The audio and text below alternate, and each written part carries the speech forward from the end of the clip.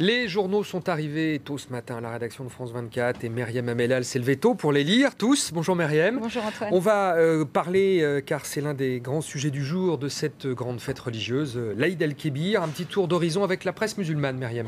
Oui, alors j'ai parcouru un petit peu la presse musulmane. On commence par le quotidien arabe, quotidien saoudien Al-Hayat, basé à Londres, puisque l'Aïd el-Kébir est marqué par la fin du pèlerinage. Et justement, dans ce quotidien Al-Hayat, on a un petit bilan du pèlerinage avec un bilan très positif qui nous dit que ça s'est très bien passé, que les pèlerins ont été très bien accueillis, que le bilan est très positif. On apprend également que le discours traditionnel du roi saoudien cette année, après la prière de l'Aïd, traditionnelle prière de l'Aïd, aura des accents très politiques. Le roi va très certainement appeler à l'union entre chiites et sunnites. Alors, précisément, parmi les millions de pèlerins, 2 millions semble-t-il, qui sont à la Mecque, il y avait cette année, à l'invitation du roi saoudien, Mahmoud Ahmadinejad, le président de la plus grande nation chiite. C'est un symbole. Oui, c'est un symbole et d'ailleurs la presse iranienne ne manque pas de relater les détails du pèlerinage de Mahmoud Ahmadinejad.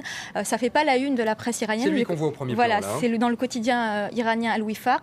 On publie également dans ce quotidien une longue lettre du guide suprême de la Révolution qui appelle également à l'union entre chiites et sunnites.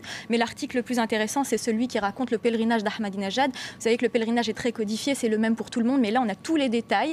On apprend également quelques petites choses intéressantes. Ahmadinejad aurait fait son pèlerinage avec le président des Maldives et le premier ministre bangladais. Ils se sont promis de resserrer les relations et les liens entre leurs pays respectifs. Autre information, Antoine, pour finir, intéressante, sur les Iraniens, le pèlerinage des Iraniens. On apprend que le discours de l'ayatollah qui était chargé de les encadrer à la Mecque avait des consonances très politiques et qu'il a appelé à la lutte contre les États-Unis et contre Israël. Alors on va continuer à parler de cette fête avec l'Algérie, où là c'est le coût de la vie qui est sujet de discussion. Vous savez Antoine, en Algérie c'est un marronnier. Chaque année pour l'Aïd, on a un article sur le coût de la vie parce que les prix flambent à l'arrivée de l'Aïd.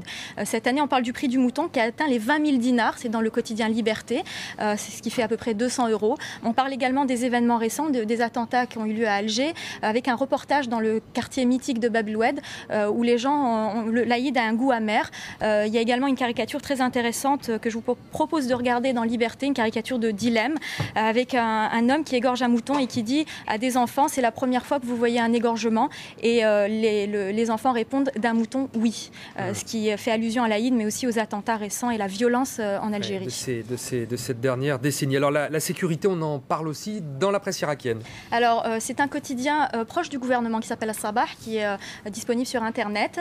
Ce quotidien As-Sabah publie un article qui explique que la sécurité est revenue et que les Irakiens vont fêter l'Aïd en achetant des jouets pour les enfants. Donc c'est un reportage très intéressant à lire dans As-Sabah. Tout autre chose, mais on va néanmoins rester dans le domaine du religieux. Il s'agit de cette église épiscopale aux États-Unis où on pratique le désenvoûtement. Oui, alors ça se passe à Washington, dans la capitale américaine. C'est une église épiscopale et c'est un phénomène qui a été amené aux États-Unis par la diaspora africaine francophone, ce que nous explique le New York Times. C'est après la messe de minuit. Ces Africains, ces personnes, ces fidèles, combattent les démons. Alors c'est très physique, il y a toute une description du rituel, et en fait ils sont persuadés que comme leurs ancêtres n'étaient pas chrétiens, qu'ils sont maudits et qu'il faut donc régulièrement se désenvoûter.